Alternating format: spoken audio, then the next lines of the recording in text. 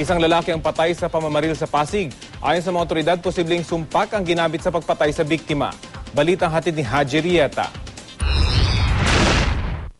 Animoy mahimbing na natutulog lang sa gitna ng kalsada ang lalaking ito sa madilim na bahaging ito ng F. Soriano Street sa Barangay Palatiu, Pasig City.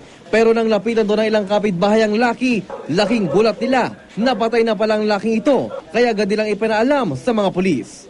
Nang imbestigahan na ng SOCO, nakita nilang may tama ang ibabang bahagi ng tiyan ng biktimang kinilalang si Jopet Avila. Posibleng sumpak raw ang ginamit sa kanya dahil sa indikasyon ng tinamong tama ng biktima. Ang mga residente sa lugar, tikom ang bibig sa nasabing krimen. Hindi raw nila kakilala ang biktima.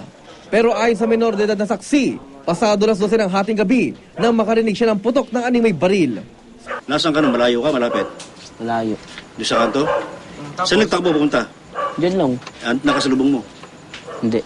Nakita mo lang. Nagtatawa na sila ng pag-baril? Blanco naman ang mga kaibigan ng biktima sa posibleng nasa likod ng krimen dahil mabait at tahimik daw ito. So, hindi namin siya makontak kung saan siya. Inaantay na lang namin.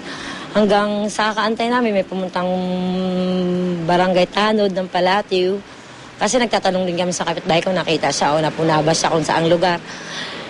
Nung pumunta yung Tanod, nagsabi kung anong i-describe daw yung suot niya. So, pagkasabi namin, sabi niya baka pwede namin puntahan yung nakabulag tanga daw sa likod ng Jenits, na ganoon din ang suot. So, pagpunta namin kasama yung asawa niya, positive na siya nga.